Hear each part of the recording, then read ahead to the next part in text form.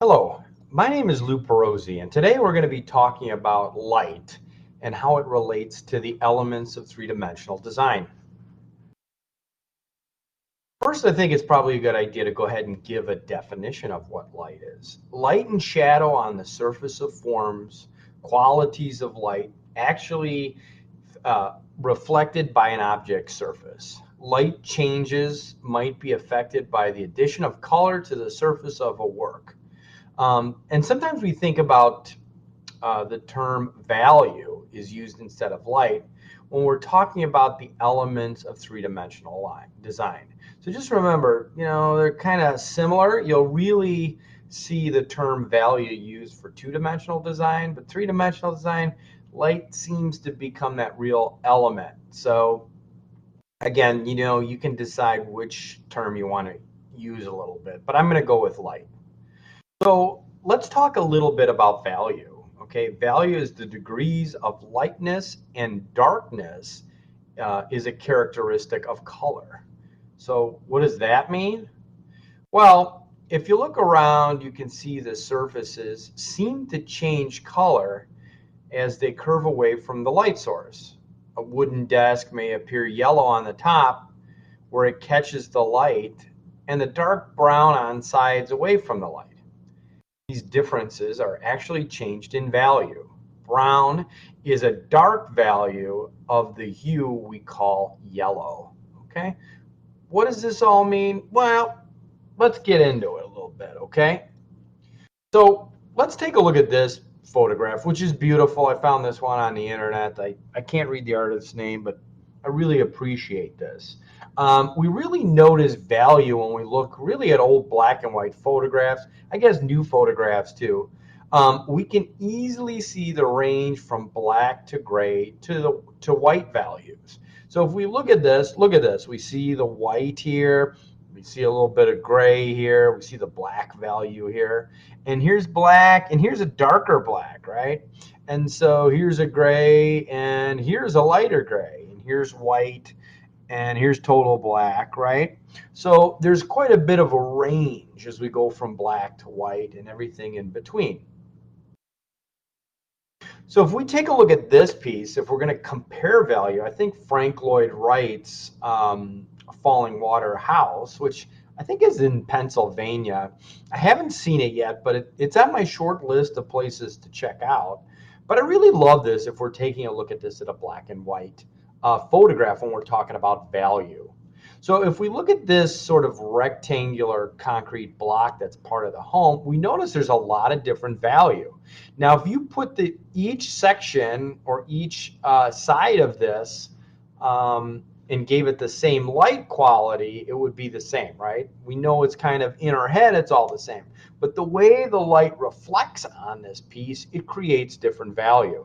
So if we look at this, this is kind of a gray, here's a light, here's a little bit of darker gray, so it's those reflections coming off of that tree. And then look at the dark gray here, right? So all three of these in reality are all the same, except when you start adding light, and then we change those values, right?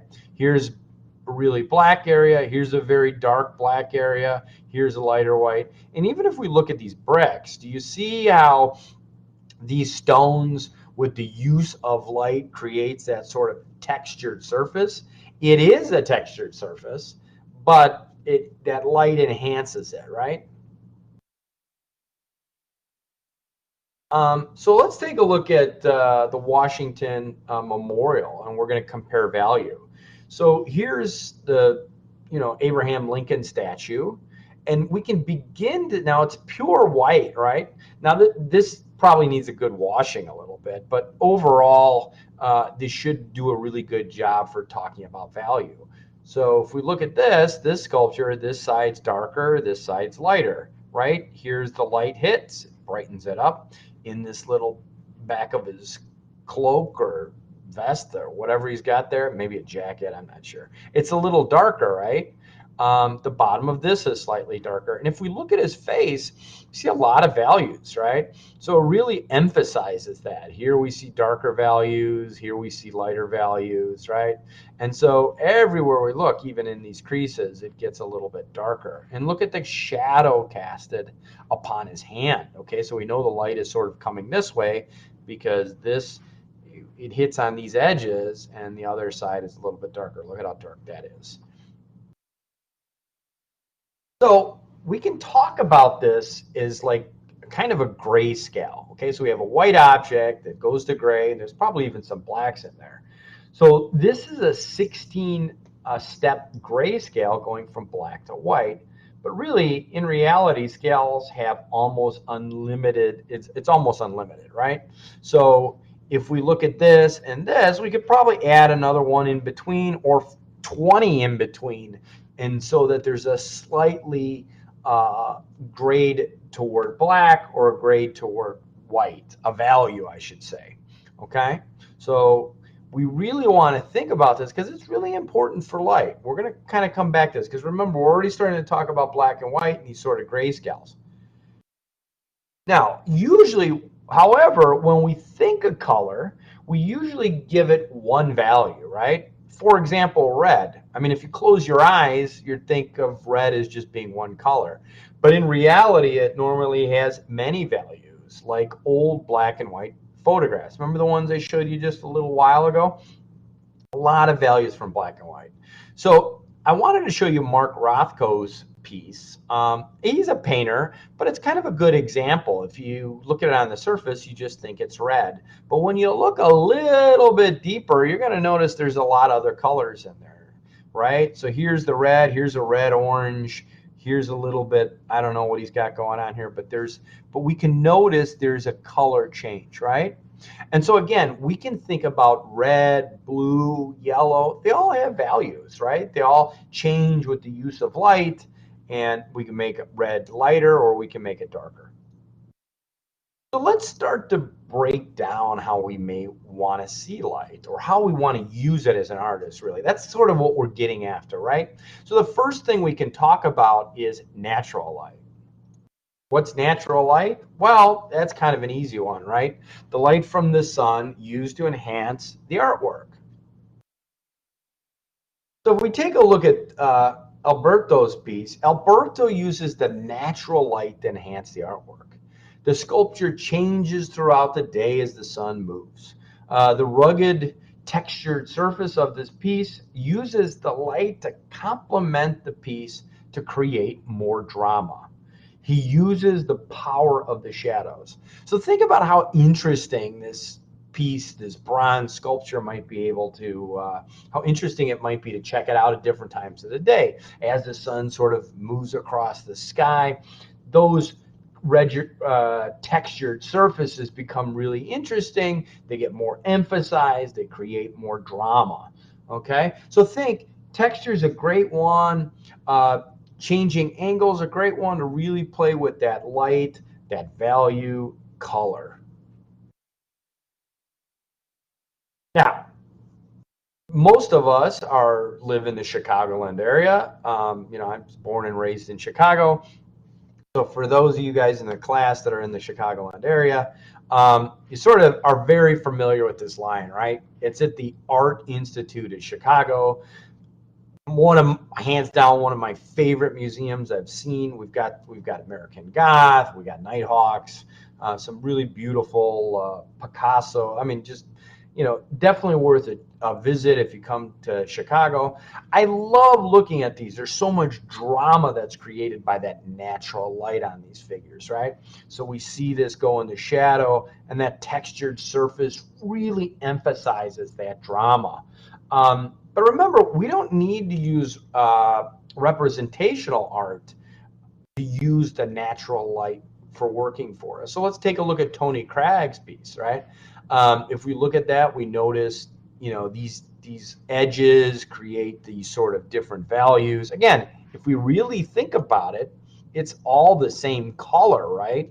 But because the light cast on it, it changes those values. Okay, so look at how dark that is compared to that. and look at how this is, and where the light hits, it almost becomes gold or white, right? Now, if we're talking about light, and I'm going to bring him up a couple of people, the master of it. I mean, every conversation is going to need to start and end with James Turrell. He uses natural light. He uses it in his artwork a lot. He really loves to frame the sky. So take a look at this opening of this piece. I think this is his crater piece in, geez, I forget. Is it Nevada? Well, it's kind of a neat piece. I'd like to see it at some point. But look at how this set of stairs and how this is emphasized in the piece, okay? He's really using the natural light to create his artwork. Look at this piece. You just cut a big hole in the ceiling, but look at how it almost acts like the building itself acts as a picture frame for the sky. Like I said, great uses of natural light. Now, we could talk a little bit about natural light. Now, humans, we like our artificial light, right? Every time you walk into your house, you flip on those lights, you're using artificial light. So what's the definition of artificial light? Light created by humans. That's sort of my definition of it, so we're going to go with that. And again, I feel like when we're talking about light, we got to bring up James Turrell. I absolutely love the way he uses artificial light to create his artwork. Look at this. Isn't this neat? Wouldn't this be? I've seen his work in a few places. I've seen him in Las Vegas. Really just does some really neat stuff. But I've seen it all over the place. It's just incredible. I mean, imagine going into that space. Okay, look at the use of different colors. If you look at it without the people, you probably assume it's just some postmodernist painting, but really it's an installation, right? If we look at this one, look at this. This is really neat, isn't it? The blue light. I remember going to a museum seeing something like this. I forget where it was at though, but oh, what a great experience. I love the blue light with this, and then you've got a little of this. So he's really, really using that light to enhance his artwork. Here's some more, right? Here's the Guggenheim Museum in New York. Look at that. Isn't that just beautiful? I mean, just beautiful to look at. And here he sort of captures it. I'm not sure how he does these, but again, he's really using light in his favor. Another artist we've got to talk about, and I've shown both of these artists as I've hinted to you guys in other PowerPoint presentations where we may have talked about elements of design. Probably when we're talking about light, we've got to talk about Dan Flavin. Okay, he uses artificial light too, a lot of neon, did some really cool stuff. I mean, look at this. Isn't this kind of fun? I mean, I just love the bright colors. And again, that installation art. Not everything needs to be installation art. I tend to focus on that because I think currently I'm really into that. So that's probably why you're seeing a bit more of it, especially dealing with sort of non-representational themes. But again, it could be anything. And here's some more uses of it. Okay, so really taking these shapes and creating color. I mean, these beautiful little glowing designs, just some really interesting stuff. Now, let's talk about reflected light. All right, reflected light. What's reflected light? Create areas in which reflections may occur. And I've got a little quote that I got out of the book Shaping Space, Shaping Shape. I think it's space, but anyway, it's a great little quote. If you really want to learn a lot about fundamentals of 3D design, I recommend you get it. You read it from front to back. A lot of great information in there. But the quote is, dull or rough surfaces may reflect light back to the viewer, making the object seem to glow with inner life. Highly polished surfaces will present a distorted reflection of whatever passes before them. And then down here I write, artists are use, if we really think about reflected light, We can use mirrors, we can use polished surfaces, you can even use water to create that reflected light. And again, if you guys are from Chicago, you're really familiar with this, okay? And kind of lovingly referred to by Chicagoans as the bean. Its actual title is called Cloud Gate. I think it's a polished surface. It's a great place to go down to Millennium Park, spend a day down there. There's a lot of great sculptures down there. Get yourself a picture with this, and then look at how it takes the backdrop and bends the cityscape of Chicago. It's a great polished surface, great reflective surface, really using that light to create this really interesting thing. I love walking up to it and placing myself in it and looking at how it creates that backdrop. Another fun thing, if you haven't gone, is you go inside here and you look up, and there's usually like 20 of you in there. It's because it bounces all over with the reflections, and I like finding myself in this. Here's a use of mirrors. Now, you want to think about using that reflected light or reflective quality. You can make things seem almost limitless, right?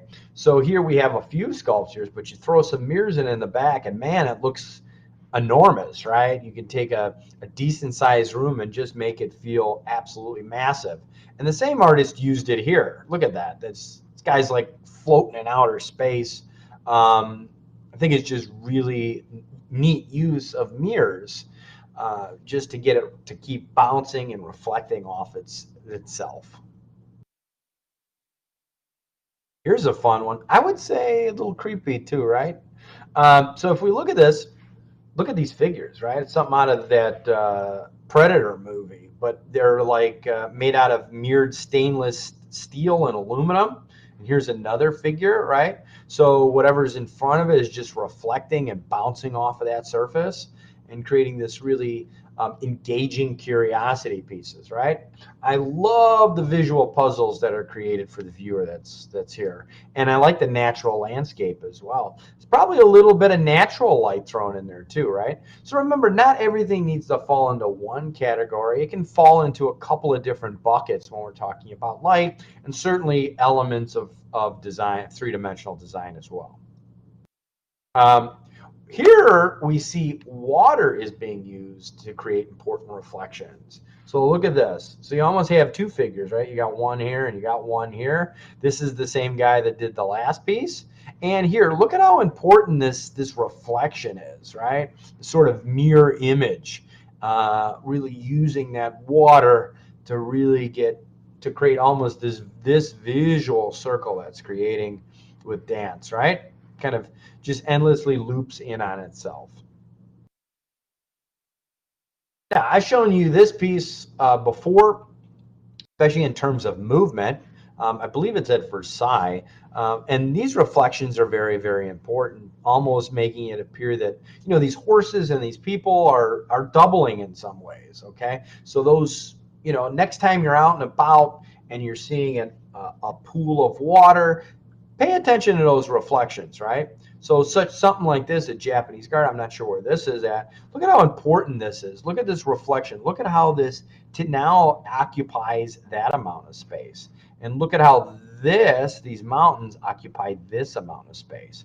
So not necessarily, I think there's a lot of works of art here, from the architecture of the building to just the beautiful trees and landscape.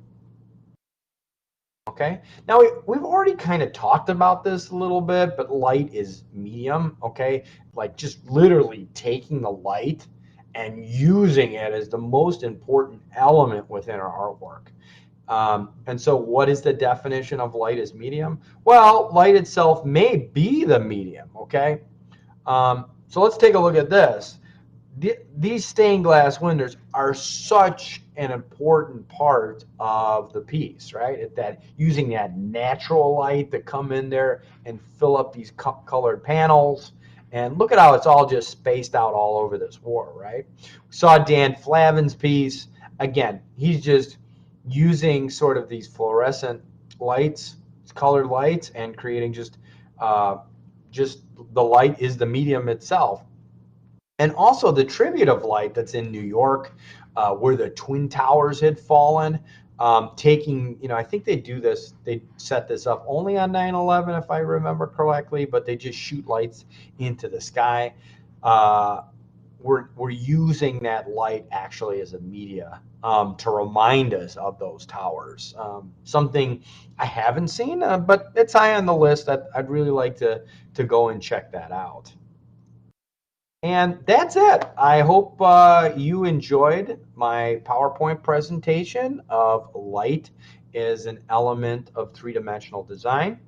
And I hope you have a great day, and thanks for stopping by.